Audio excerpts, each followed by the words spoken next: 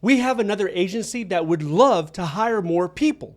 They're reporting higher workloads, but they can't because they're in a hiring freeze. So if someone quits, transfers, or retires, the agency suffers because they can't replace them. This agency is the EEOC, the Equal Employment Opportunity Commission. This is the agency you contact when you encounter discrimination at work. They have over 2,000 federal employees. Last year, they made 500 new hires, and that would seem pretty good for an agency of this size, but it's nowhere near their size from the 1980s. In the 1980s, they had 3,300 employees. So as the employees are dropping, their workforce is decreasing, but the complaints, those are increasing. They have a backlog of discrimination complaints, over 50,000 cases. The average investigator at the EEOC deals with 100 cases, but some have even more than that. This agency decided one way to deal with the workforce shortage was to go ahead and adopt new training. This is a little bit of a head scratcher. If you don't have the time to deal with cases, do you think the employees have additional time to do training? Why would they put an additional requirement on their desk? To cross-train some people. I mean, I get the idea. I don't think this was the best decision. The chairwoman said that they're doubling down on training with the cost of $3.7 million. There are also other functions this agency is responsible for. It's not all discrimination cases. They have to do outreach to federal agencies in order to have more of a proactive stance to inform and educate other offices before it gets to the point of having a discrimination case. So I wanted to check on usajobs.gov to see if it really is a hiring freeze or if they have open jobs. You can filter by EEOC. I only saw one job open. This is for a senior executive position with a salary of over $210,000 a year. This is in the 0905 job series. That means it's an attorney position, and the money has to be coming from somewhere outside of EEOC to justify it in the budget to make this hire. Now, the main reason that these federal agencies are under a hiring pause or a hiring freeze is because the money's not there. They requested a certain amount of money, that money's not being met. So they have to reassess and look at their workforce in order to make a decision moving forward on if they're going to be hiring, when can they hire, does the money match up? But this isn't across the entire federal government. We still have large federal agencies like DOD, DHS, they're aggressively hiring, even right now. But I do think it's worth mentioning the last government-wide freeze was in 2017. It was about 2 days after President Trump was sworn into office. Now, if you're looking for a federal government job, one of the things that can help increase the probability of getting a job offer is start attending these virtual hiring events. Different agencies are hosting virtual hiring events just about every week. If you want me to email you the list, sign up to the free newsletter down below. Another thing that I want to point out is this agency, like so many other agencies within the federal government, the foundation is 0300. People that work in administrative tasks, people that deal with correspondence. And you could have a unique skill set. Let's say you are a nurse, you're a budget person, an accountant, and that's fine. You can be laser focused on that job series. 0500, that's your job series, right? But the fact that you were a nurse or an accountant, that means you were exposed to administrative tasks. You know how to use Microsoft Outlook. You know how to use Microsoft Excel.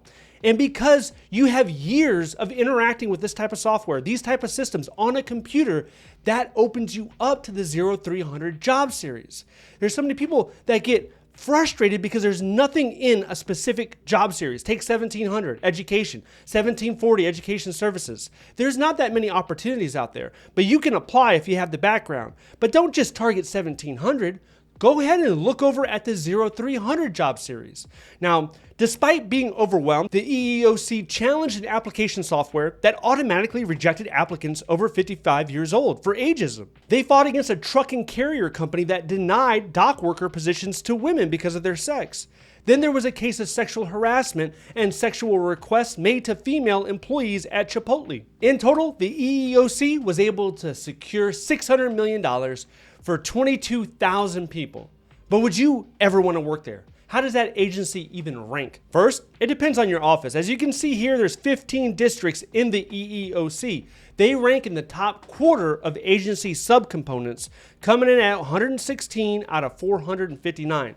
The highest areas for this agency are leadership and diversity. The lowest area is pay. So maybe you want to keep EEOC on your radar when they start hiring again.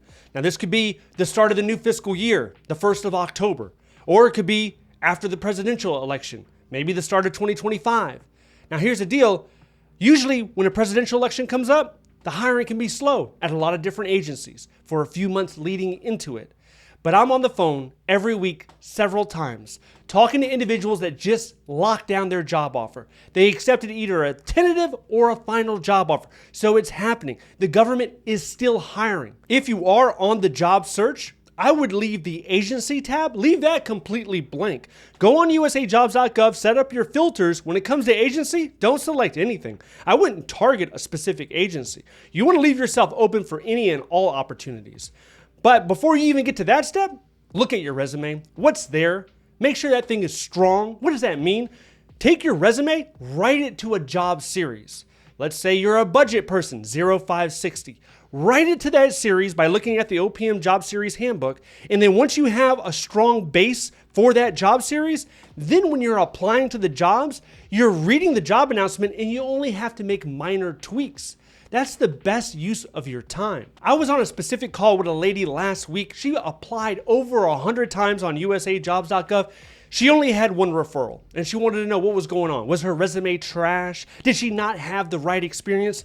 I was looking at her experience. She was more than qualified. Outstanding experience. What was the problem? She didn't have the hours per position. On her job position, it didn't say the hours. And for the dates of employment, it simply listed the year and not the month.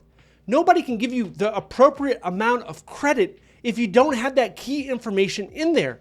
That's one of the reasons a lot of people recommend using the resume builder on usajobs.gov because it will not let you omit or leave out any crucial information.